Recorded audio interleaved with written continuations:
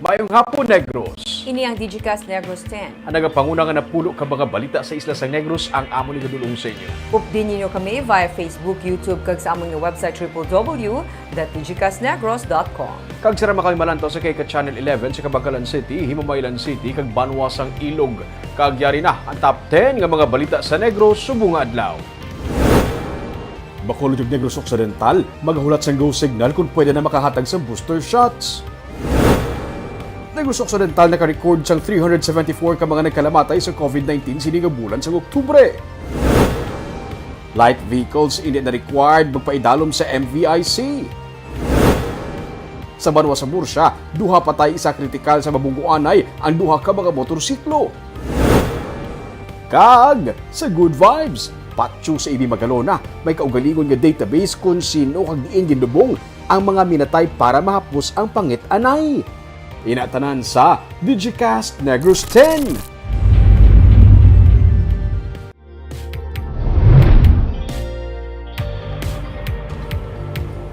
Sa number 10, sa Bacolod City, humalinsang weekend masako na ang mga bisita sa pagpadulong sa patro para sa ilang mga minatay.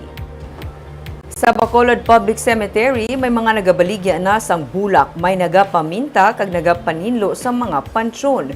May mga nagapadulong man sa patro sang temprano antes pa man magsirado sa Oktubre 30 tubtub Nobyembre 2. Suno sa kaya Ricardo Repugio, ang caretaker sang Public Cemetery sa Burgos Street sang weekend, mas madamo na ang nagapadulong diri para likaw man sa pagdinaguso. Dugang pa niya kung sa tuanay kadamo sang nagareklamo subong siya naman ang nagareklamo kay may mga nagapakayo sa mga pansyon nga wala nagalisensya sa iya. Sa una, hindi ka reklamo pamilya. Ako subong ka reklamo sa pamilya, kaya ila ginapaobra, wala ila ginapagi sa akon. First, hindi mo lang tani, kung mag-action, yes, being a caretaker.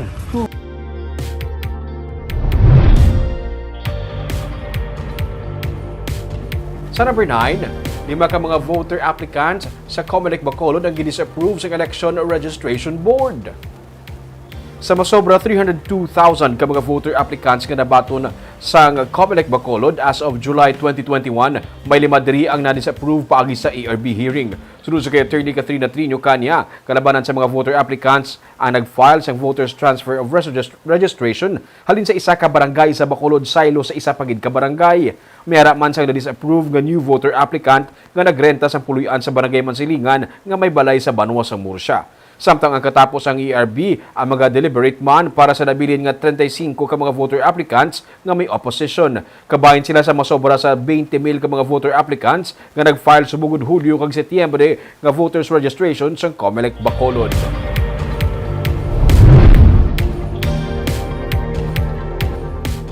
Sa number 8, lalaki na sapwan na lamang nga patay sang iya mga utod sa Baguio City. Nasapwan nga patay kag puno na sa mga labo ang 26 anyos nga si Glenmark Longanilla sang iya mga utod sang Domingo sagwa sang iya nga balay sa barangay Binubuhan sa syudad sang Baguio. Sa investigasyon sang PNP, una nga ginsulong sang duha ka suspect ang biktima sa ila balay ug galing wala siya didto. Suno sa pulis, nasapwan sa mga utod ang bangkay ni Longanilla sa lugar sa kun sa diin ila man nakita nga ginhalinan sang duha ka suspect. Naaresto na sang kahapon ang isa ka suspect samtang ginapangita pa sang kapulisan ang iya upod. Sa number 7,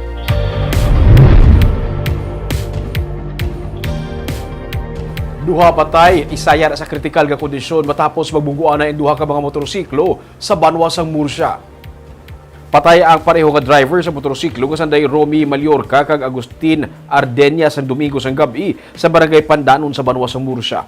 Sunod sa traffic investigator nga si Staff Sergeant Ryan Bandiola, naga-counterflow ang motorsiklo nga ginadalat ni Ardenia kag siya ang nagadalagan sa lane sa motor ni Mallorca. Paglabot sa dulhugon nga bahin sang dalan sunod sa pulis, dito na nagbungguanay ang duha ka mga motorsiklo nga gintunaan sa gilayon nga kamatayon sa duha ka mga driver. Yara man karon sa kritikal nga kondisyon ang angkas ni Mallorca nga si Joby Hamili.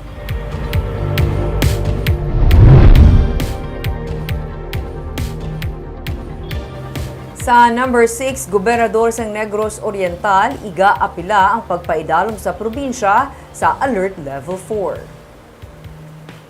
Natalana karon nga iapila ni Governor Roel Digamo ang pagpaidalom sang National IATF sa Negros Oriental sa Alert Level 4 ukon ikaduha sa may pinakahugot nga quarantine restriction sa pungsod.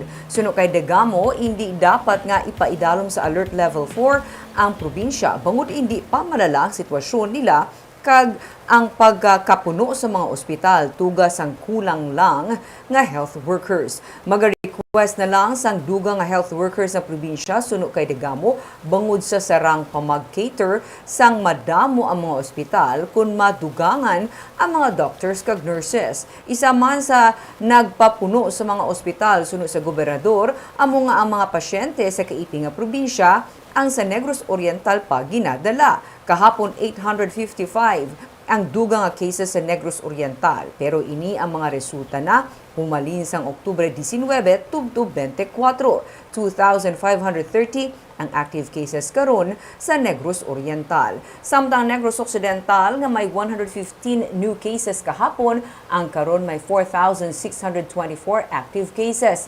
1,712 naman ang active cases sa Bacolod nga may dugang na 62 ka bag-o nga kaso kahapon.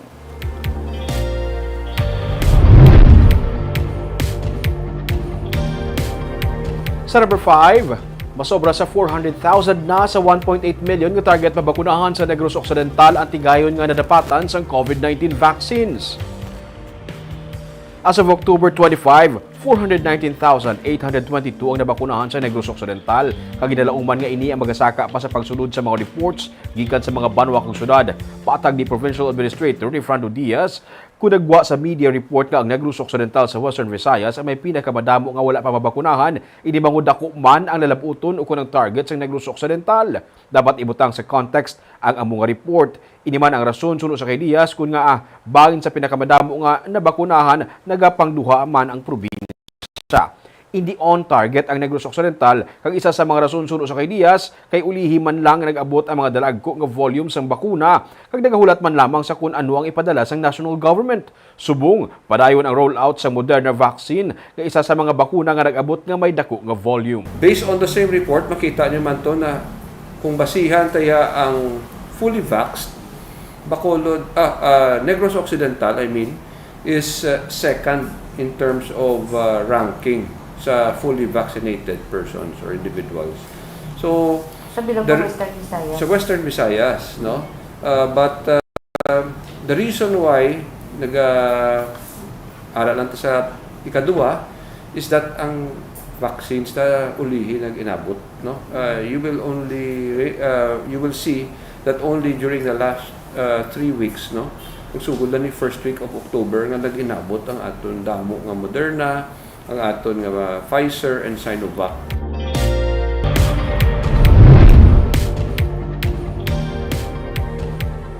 Sa number 4, magabalik ang inter-island public transport o kunang pagbalik sang biyahe sa tunga sang Negros Oriental kag Occidental kung maging maayo na ang assessment sa COVID situation.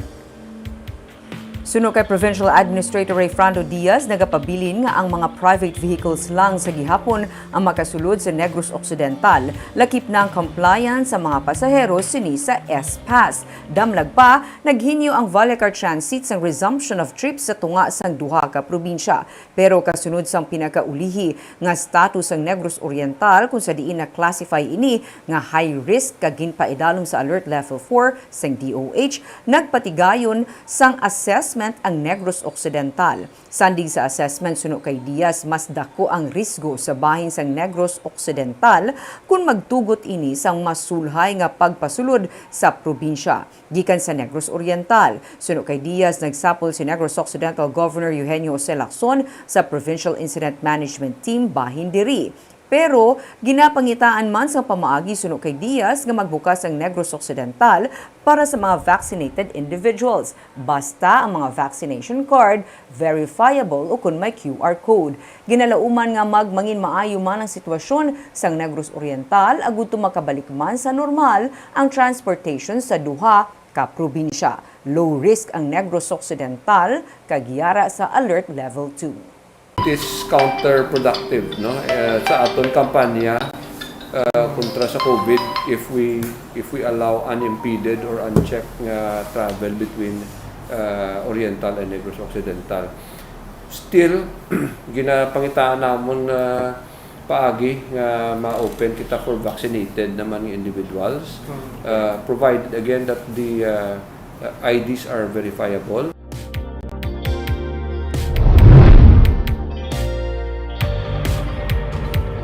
Sa number 3, gin-suspend na mandatory inspection para sa mga light vehicles sa mga private motor vehicle inspection center. Sadig sa memorandum ng Land Transportation Office, ginmando ni Assistant Secretary Edgar Galvante nga maging optional na sa mga vehicle owners ang pagpaidalom sang ila salakyan sa emission kag inspection sa mga pribado nga motor vehicle inspection center kung diin ginpatuman ang Land Transportation Management System. Buot silingon ang Land Transportation Office sa Bacolod ang magabato na liwat sa pagproseso sa mga vehicle registration kag renewal application nga nag-agi sa mga private emission testing centers. Resulta ini isang ginpatuman nga Senate hearing mayangot sa Department of Transportation. Sa nagligad lang nga semana sa nakabato ng LTO Bacolod sa memorandum gikan sa LTO Regional Office nga nagabando na nga ang mga light vehicles kasubong sang auto, jeep, van pati na motorsiklo ang dapat nga mag-agi sa PMVIC amo lang ang ilang maproseso sa idalom sang LTMS. Sa piyak sang panibag-o nga mando ging klaro sang tagdumalahan sa MVIC sa Bacolod nga magapabilin sila nga nag-operate para sa mga vehicle owners. Ang sa LTO, this is an upgrading of their system, no? So, nadula, amat-amat na is out ang old system. So, we can expect na by next year, amo na gini ang procedure naton because the MVIC is the basic provider of data for that LTMS. With regards also, there is also misinformation, no? Sa social media kag sa guwaman nagasiling sila nga gin-close ang MVIC. So wala gid kami na close or na suspend. Sa number 2, pinakamataas nga COVID-19 deaths sa probinsya na record sa bulan sang Oktubre, 374. Sunod kay Provincial Administrator Rayfrando Diaz, ini ang pinakamataas nga na-record humalin sang nag-igo ang pandemic sang Marso sa nagligad nga tuig.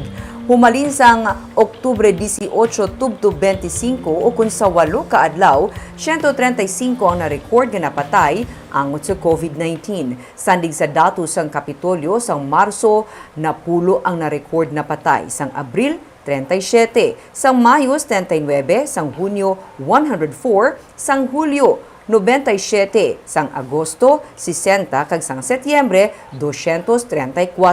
Samtang sa monitoring naman karon sa mga quarantine facilities, nagdubo na ang kadamuon sa mga yara diri. 52 ang yara sa healing center sa Ibi Magalona, 16 ang sa Cadiz kag 22 ang sa Silay.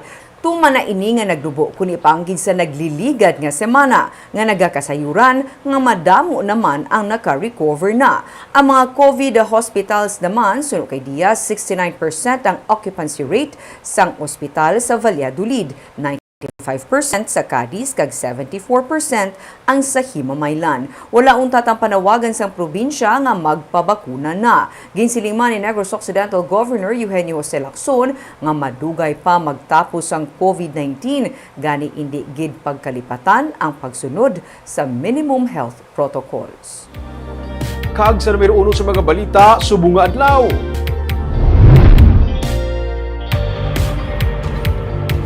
Ginaprubahan na sa Department of Health ang paghatag sang booster shots sang COVID-19 vaccines. Pero sudad sa Bacolod kag Negros Occidental, magahulat pa sang go signal sa pag-administer sang booster shots sa mga healthcare workers kag sa senior citizens. May report si Nico Delfin. Nakahandang Bacolod Emergency Operations Center kag ang provincial government nga mag-administer sang COVID-19 booster shots para sa mga nabakunahan na. Pero tubtob karon ila pa ginahulat ang mando sang Department of Health ante sugdan ang pagbakuna sang dugang nga dose sang COVID-19 vaccine sa mga nabakunahan na nga mga healthcare workers kag senior citizens. Ginalauman ni Governor Eugenio Lacson nga mangin kadungan sini ang pag-abot sang dugang nga COVID-19 vaccines. No, as long as they're given, the province is already given the green light to give booster shots, especially for our frontliners. Of course, we will follow. We must remember, if you notice, they always prioritize national capital region. But yes, there are plans to do that, and the moment they give us the green light, then we will do that. How about I hope it minors? will be I hope it will be supported also by more vaccines. Ginpahayag ni Dr. Chris Sorongon, Deputy for Medical Data and Analysis sang EOC, nga amat-amat nga nagadyutay na gidman ang mga nagapabakuna sa mga vaccination centers sa mall, bangod sang ginapatuman nga vaccination drive sa syudad. Yara na sa masobra 54% sang masobra 400,000 ang nabakunahan sa Bacolod, masobra 162,000 diri ang fully vaccinated. Ginalauman sa pamunuan sang EOC nga kung masugda na ang pagpambakuna para sa mga booster shots, sarang man magdag sa mga magapabakuna sa mga vaccination centers. But the other condition is that dapat ang inoculation targets must have already been reached. Butsilingon ang primary vaccination series na kumpleto and at the same time na-reach na naton ang target sa kada LGU, no? So probably this could mean that we have already reached herd immunity, or 70% of our target population already having been inoculated. Sa ginaprubahan sa DOH nga rekomendasyon, halin sa Health Technology Assessment Council, ang mga healthcare workers kag senior citizen nga nakompleto na ang pagpabakuna makaligad ang 6 kabulan, ang sarang makapabakuna para sa booster shots. Nico Delfin para sa Digicast Negros. Sa Good Vibes, sa banwasang Ibi Magalona, ang ilang nga public cemetery may kaugalingon nga database. Iniagud tumahapos matultulan ang mga ginapangita nga pansyon. Mayaraman sang disposal area para sa mga naggamit nga dagom sa pagbakuna. May report si Romeo Sobaldo. Gikan sa highway sang Ibi Magalona, makita ang patio sang simbahan Katoliko. Ang design sang arko sa entrance, nagapakita nga madugay na ini napatukod. May mga makatawag atensyon nga kolor sa mga pansyon. Sa likod sini, ang public cemetery sa lokal nga panguluhan. Agaw atensyon man ang duha ka mga pula nga mga pansyon. Iya ini sa mga ginikanan ni Jan Hayona. Pula naman kuno para mas mahapos makitaan, kag para lain naman. Kay mama ko na kay papa mo. Oo. Kag hindi hapos, hindi budaya pagkitaon, no? O, hindi mo glay, hapos lang blat. Kita mo layo pa, kita mo na, mo to mo, no? No? Pero, Nga, hindi man puti, sir, ho? ikito ka kumo naman sa puti mo. May mga benches sa kilid sa mga pansyon, may solar lamps, may public comfort room. Suno kay Julius Aldea, ang cemetery administrator sa Banwa, mayara sila sa kaugalingon nga database kung sa diin na-record ang tanan nga mga nalubong diri kag kun diin nahamtang para mahapos ang pagpangita sa mga pansyon. May mga ngalan sa mga block ang kada bangga. May IT kami di. Kung why kaya kabalo kay mo nga patay kundi nabutang, search mo lang di, kadto ka lang sa opisina. Malocate na rin, sir? Makuha na mo sa Kinaka-record computer. tanan? Oo. Wow. Amo mo lang ang ngalan kag apelyido, ma-search na mo kundi nga black. Napalibutan sa mga CCTV cameras ang patio. Kung may nagapakadto pa lang nga manuglubong, ilan na inigilayon nga ma-monitor. Kag may ginpatukod pa sa likod nga disposal site para sa mga dagom nga gingamit sa vaccination. Nga injectable sang vaccine, ari man di, inobrahan man na mo septic bolt. Ah, okay. Kaya hindi mo man na malubong yang simentado gina saya. Oo. Nga, ginbadita Sa mga na. injection na, sir? Nga ginadispose? Oo, ang ginabaksin ta sa aton bala. Plano nila nga maghibo pagid sa website para samtang nagapakadto ka pa lang sa patio, makahibalo ka na kung sa diin ka madiretso. Pag namin sa napin nila ang sistema, no? May database na yang daan. Nga, for example, lawig ka na wala ka palapit, ambalo mo ang ngalan, pagkitaon nila sang kung di na siya nga block, tapos tanaw na kung sa di siya nga part sa patio. Buot silingon Ming, number 1, techie na sila. Number 2, kung may database, amo na sila ko-organize. Kay imagine na bala, mapatod mo kung di inabutang or nahamtang ang mga... Ginag-assign sila bab tao, isa-isa ko ng pansyon, kuha ko ng mga names. Kung ano nga tuig, ginlubong, kung ano nga tuig siya, napatay, kag isulod ba sa database nila, kag pati dara bar, bakita kung wala ka kung nakabayad sa imong yearly nga balahiran sa patio. Walang kawala. Oo, at least double purpose bulig sa tao, so para hindi mabulayan, kag bulig man sa ila, para makita kung sino wala pa nakabayad sang renta. Minsan Negros, lubag ulang ko ni kabati nga may Ako man cemetery actually, Barb, na- hindi ba sila sure kung sila pa lang or may iban na nga muna. But another good practice from another LGU. Kaga mo yan itong mga balita sa Negros, subong nga adlaw. Kay man sa panahon karon importante nga may ihibalo ka sa nagakatabo sa imong nga palibot. Pero dapat balansa kag eksakto ang mga impormasyon. Padayon kami nga magapangalagad sa Negrosanon. Ako si Barbara Mijares. Tubtub sa buwas, ako naman si Romeo Subaldo, mayong hapon.